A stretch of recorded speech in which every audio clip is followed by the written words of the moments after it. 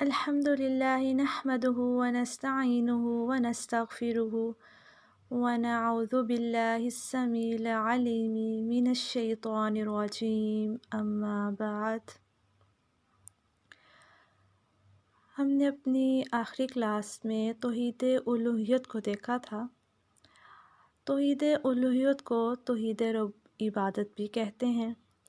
تو آج ہم انشاءاللہ عبادت کو جانیں گے۔ عبادت کسے کہتے ہیں؟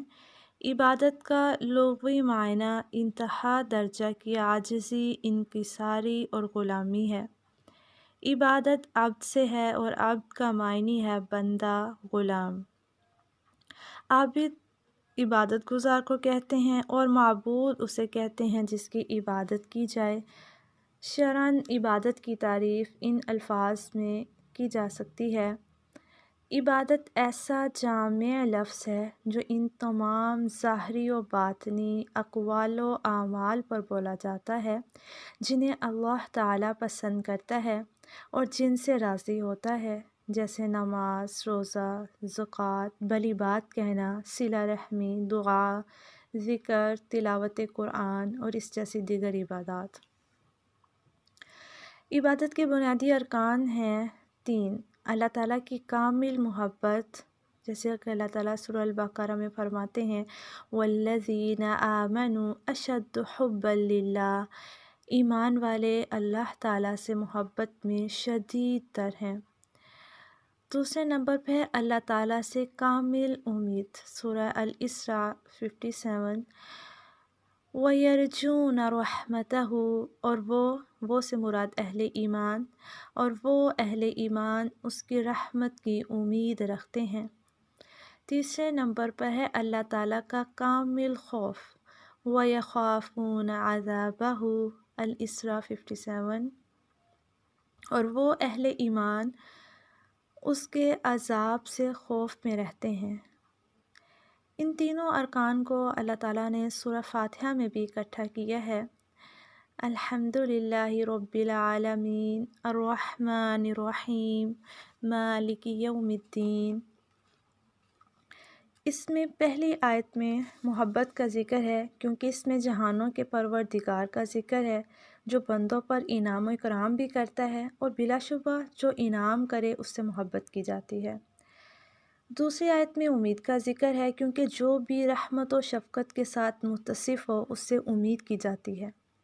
تیسری آیت میں خوف کا ذکر ہے کیونکہ جو روز قیامت جزا حساب کا مالک ہے اس کے عذاب سے ڈرا جاتا ہے۔ توحید الوہیت کے دلائل دیکھیں گے۔ عبادت صرف اللہ کی بجا لانی چاہیے، سورہ الفاتحہ آیت نمبر 4، البقرہ 21، النساء 36، الاسراء 23، الزخرف 64۔ حضرت معاذ بن جبل بیان کرتے ہیں رسول اللہ صلی اللہ علیہ وسلم نے ان سے فرمایا، اے معاذ، کیا تمہیں معلوم ہے کہ اللہ تعالیٰ کا اس کے بندوں پر کیا حق ہے؟ انہوں نے عرض کیا، اللہ اور اس کا رسول ہی بہتر جانتے ہیں۔ آپ صلی اللہ علیہ وسلم نے فرمایا، اللہ کا حق یہ ہے کہ صرف اس کی عبادت کی جائے اور اس کے ساتھ کسی کو شریک نہ ٹھہرایا جائے۔ پھر فرمایا، کیا تمہیں معلوم ہے کہ بندوں کا اللہ پر کیا حق ہے؟ انہوں نے عرض کیا، اللہ اور اس کا رسول ہی بہتر جانتے ہیں۔ آپ صلی اللہ علیہ وسلم نے فرمایا، بندوں کا اللہ پر یہ حق ہے کہ جب وہ اللہ کے ساتھ کسی کو شریک نہ ٹھہرائیں تو اللہ انہیں عذاب نہ دے۔ بخاری 7373، کتاب التوحید۔ عبادت کی تمام اقسام صرف اللہ تعالیٰ کے لیے ہیں، الانعام آیت نمبر 162، 163۔ حضرت ابن مسعود سے روایت ہے کہ رسول اللہ صلی اللہ علیہ وسلم نے دوران تشہد پڑھنے کے لیے یہ کلمات سکھائے، التحیات للہ والصلوات والطیبات، السلام علیک ایہا النبی ورحمۃ اللہ وبرکاتہ، السلام علینا وعلی عباد اللہ الصالحین، اشہد ان لا الہ الا اللہ واشہد ان محمدا عبدہ ورسولہ۔ میری قولی، فعلی اور مالی عبادتیں صرف اللہ ہی کے لیے ہیں۔ اے نبی، آپ پر سلام اور اللہ کی رحمت و برکت ہو، ہم پر اور اللہ کے نیک بندوں پر بھی سلام ہو۔ میں گواہی دیتا ہوں کہ اللہ کے علاوہ کوئی معبود برحق نہیں، یقیناً محمد صلی اللہ علیہ وسلم اس کے بندے اور رسول ہیں۔ تو ہم نے توحید الوہیت کے دلائل دیکھے، جس میں ہم نے 2 پوائنٹس دیکھے کہ ہر طرح کی عبادت اللہ تعالیٰ کے لیے ہے، تمام اقسام اللہ تعالیٰ کے لیے ہیں۔